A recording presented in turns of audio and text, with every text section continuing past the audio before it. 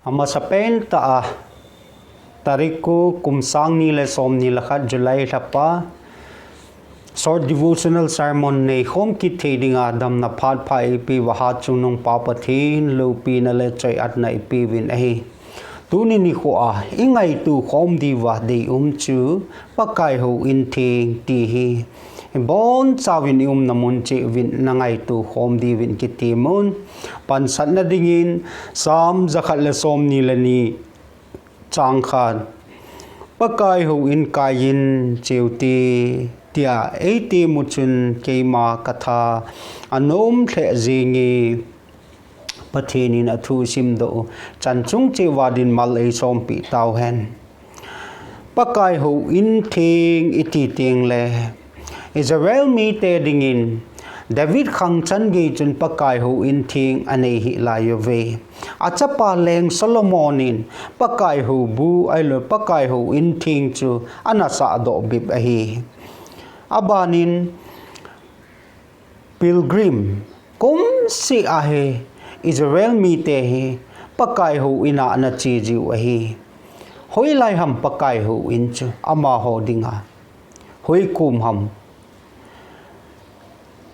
zai on khopi hi Pakaijin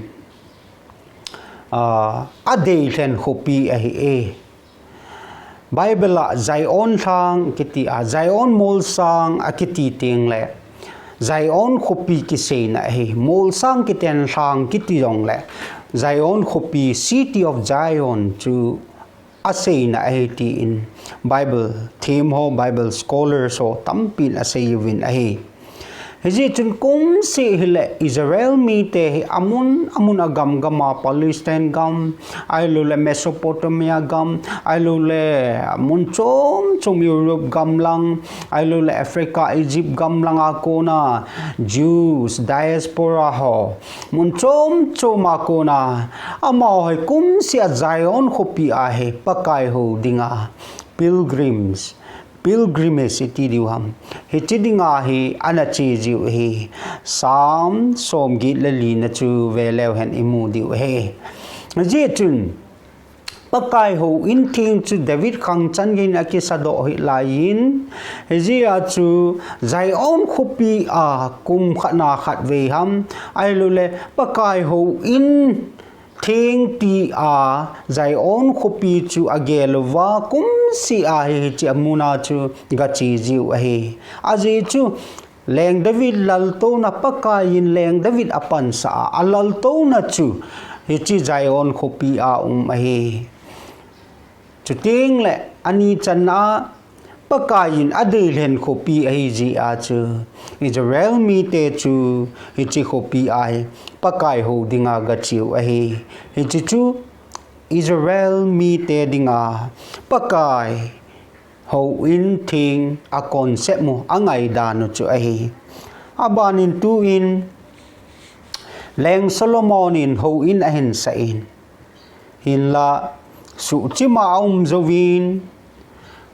Babylon mi ten Israel mi te kaya anabol wachun ai lule leng lin hon hichi Jerusalem khopi anasu si wachun kulpi ai lule Hou-In nong akisu chimtan abanin Heronin kum som le kum gate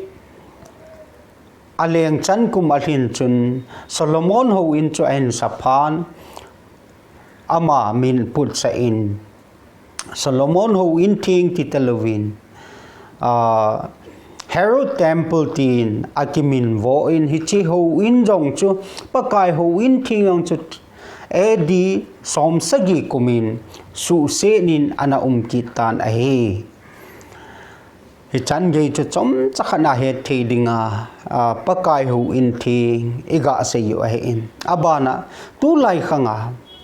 tu New Testament ai lu le thun tha khanga Pakai Hou-In Theng chu hui lai ham hui kum ham ti hi ki dongoi te Asia gamadinga continent Asia he alen pen he in wanuya e chu ni chi Asia gamadinga mu thei Hou-In lane pen chu Sumi Baptist Church Juniboto Nagaland ahi hiche Pakai Hou-In ai la Hou-In asa na diu hin mu thei Hou-In asa na diu hin krol som thum lagup asulu nove namdang hon jong chidang namdang hon hiti chun sung tam pi sulunin Pakai Hou-In thing chu asawin ai hinla tunini ko a short devotional sermon na isay no mo chu